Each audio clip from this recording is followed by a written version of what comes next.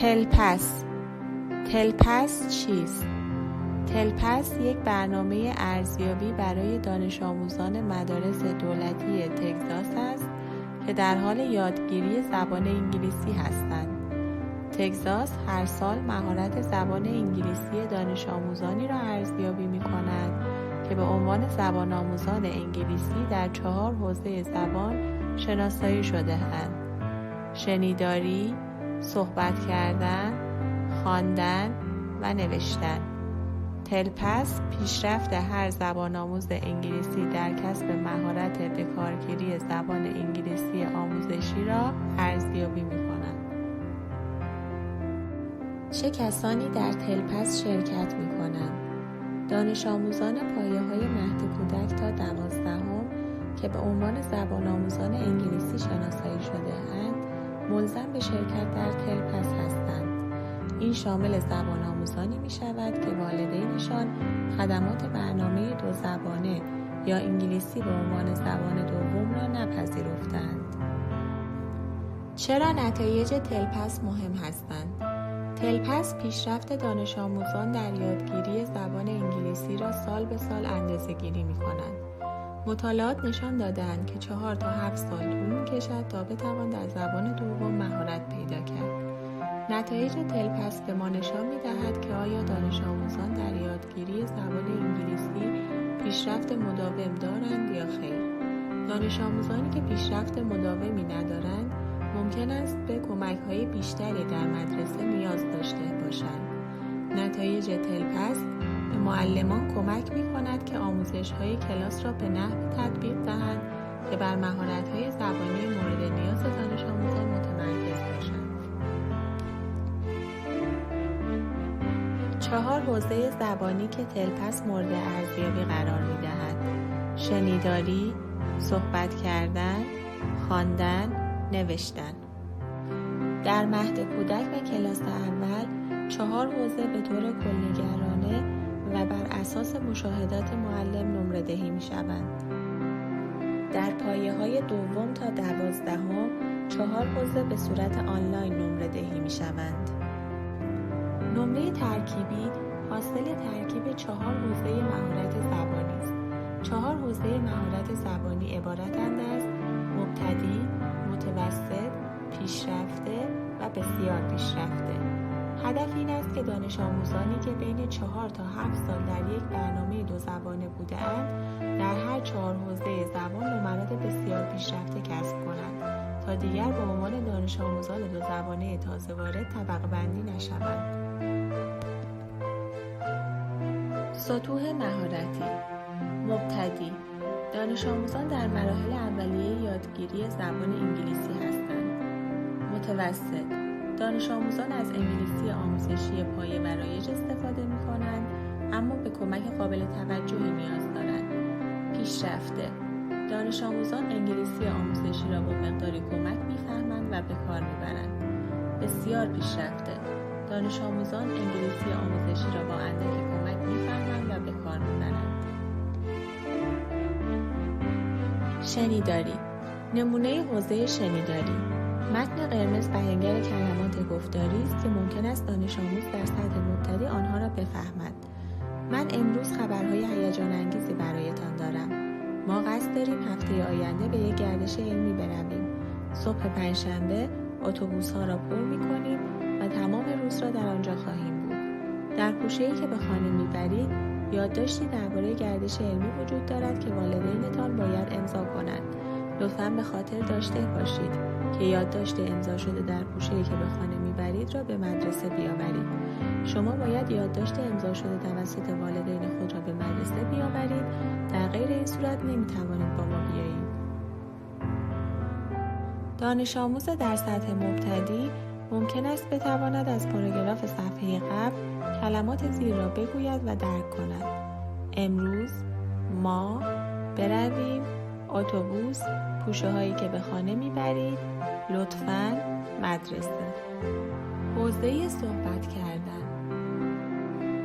نمونه حوزه صحبت کردن. متن قرمز نشان دهنده آن چیزی است که یک دانش آموز در سطح متوسط تواند پس از تماشای تصاویر شکستن پینات‌ها در جشن تولد به زبان انگلیسی بیان کند. چه کسی آن را در آنجا آویزان می‌کند؟ مادر. چرا مادر؟ چرا کودکان آن را در آن بالا قرار نمی‌دهند؟ زیرا کودکان می‌افتند و سرشان آسیب می‌بینند.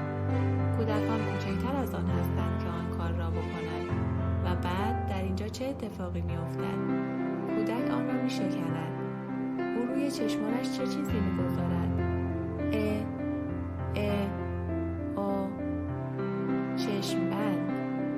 چشم بند.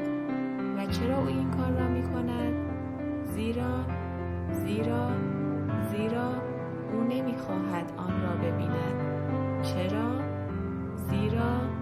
زیرا او تقلب می‌کند.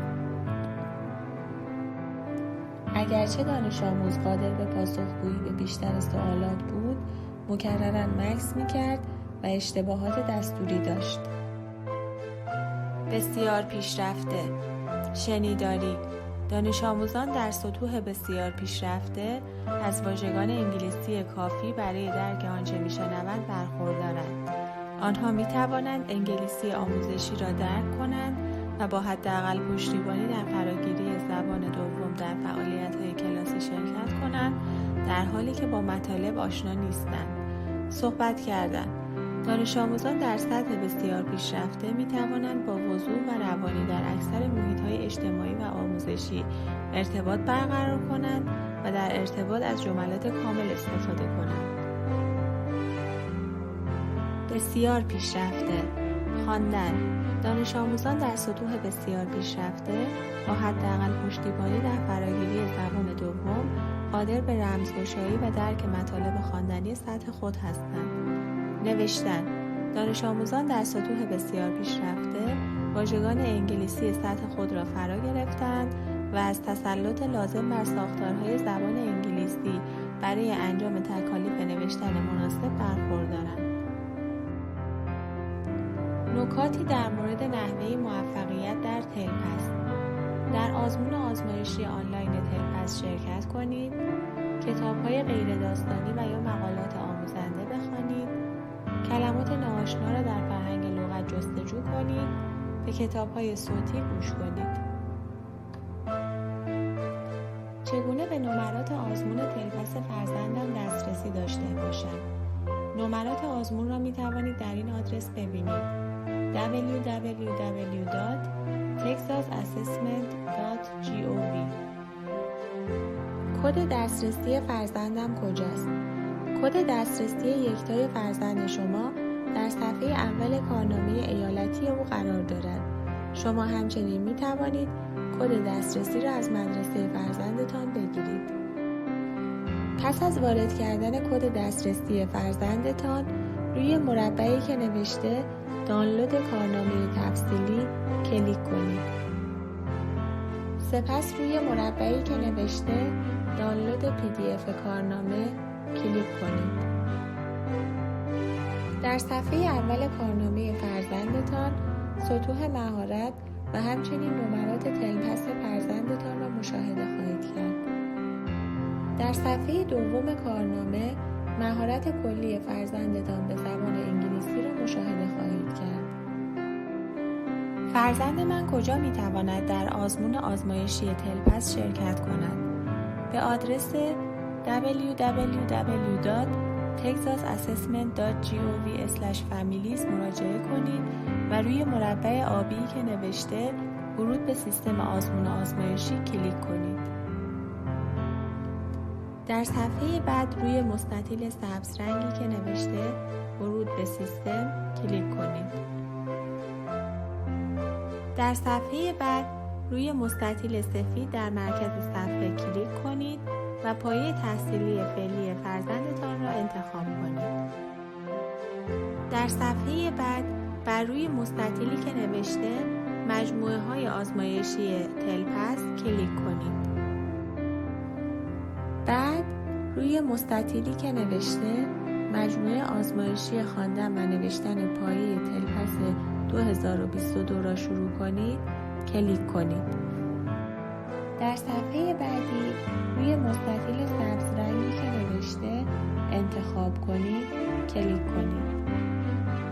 در صفحه بعدی از دانش آموز خواسته می شود که هدفون را روی گوشش بگذارد تا مطمئن شود که صدا را می شنود. بلندی صدا را نیز می توان از اینجا تنظیم کرد. بعد روی مستطیل سبز رنگی که می گوید اکنون آزمون را شروع کنید کلیک کنید. در آزمون آزمایشی مهم است که دانش آموز تمام دستورالعمل‌ها را با دقت بخواند و به هر چیزی که از او پرسیده شده پاسخ دهد. وقتی دانش آموز آزمون را تمام کرد، مهم است که به سوالاتی که با مثلث قرمز مشخص شده اند بازگردد. به آن سوالات پاسخ داده نشده است. پس از اینکه مطمئن شدید به تمام سوالات پاسخ دادید، روی مستطیل سبز رنگی که نوشته ارسال آزمون کلیک کنید. قبل از اینکه دانش آموز از سیستم خارج شود، می تواند پاسخ‌های آزمون را در اینجا بررسی کند و هر سوالی را که پاسخش اشتباه است بررسی کند. برای بستن کامل صفحه نمایش آزمون روی مستطیل سبز رنگ که نوشته خروج از سیستم کلیک کنید. نکاتی در مورد نحوه موفقیت در تلپس. نمره بسیار پیشرفته در 4 حوزه تلپس، قبولی در آزمون خواندن استار بدون هیچ گونه تطبیق زبانی، دریافت نمره قبولی در تمام کلاس‌های سطح پایه مربوطه. آیا فرزندم تا پایان دبیرستان ملزم به شرکت در تلپس خواهد بود؟ زمانی که کمیته ارزیابی پیشرفت فرزند شما که الپک یا کمیته ارزیابی مهارت زبان نامیده می شود، تشخیص دهد که او به زبان انگلیسی مسلط است و شرایط لازم برای خروج از برنامه 2 زبانه یا ESL را دارد، شرکت او در تلپس متوقف خواهد شد.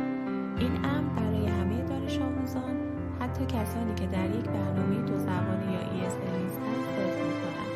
وقتی یک دانش آموز شرایط لازم برای خروج از برنامه 2 زبانه یا ESL را دارد، دیگر نیازی به شرکت در تلپس نخواهد داشت. نکات تلپس برای روز آزمون. به تمام دستورالعمل‌ها با دقت گوش دهید. هر سوال را با دقت بخوانید. هنگام استفاده از میکروفون برای ضبط پاسخ خود مطمئن شوید که به اندازه کافی واضح و بلند صحبت می‌کنید تا میکروفون صدای شما را ضبط کند. پاسخ‌های ضبط شده با استفاده از میکروفون باید حداقل 45 ثانیه طول بکشد تا نمره بسیار پیشرفته کسب کنید. در میکروفون زمزمه یا نجوا نکنید. برای آزمون وقت بگذارید. عجله نکنید. تقویم تلپس 19 فوریه تا 29 مارس 2024. اطلاعات بیشتر در مورد تلپس را می توانید با مراجعه به وبسایت مؤسسه آموزشی تگزاس به آدرس https://tel.texas.gov/ به صورت آنلاین پیدا